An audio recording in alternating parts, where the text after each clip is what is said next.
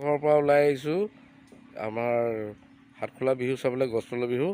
তো ৰাস্তাত এইফালে যিটো মানে চাবুৱাৰ কলেজৰ চাবুৱাৰ পৰা যিটো ডাইৰেক্ট আহি কেনে কলেজখন পাৰ হৈ আপোনাৰ এইফালে ৰাস্তাটো যিটো বাইপাছত ওলাইগৈ, তাত মানে হাটখোলা গছতলৰ বিহু আছে।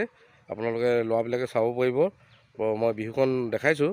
যিটো বাওঁ চাইডে সোমাই দিব, চিধা বাইপাছত খুন্দা মাৰিব, সেই ৰাস্তাৰ কাষতে হাটখোলাৰ গছতলৰ বিহু চাব পাৰিব। দেৰি নকৰি বিহু চাওঁ আহক।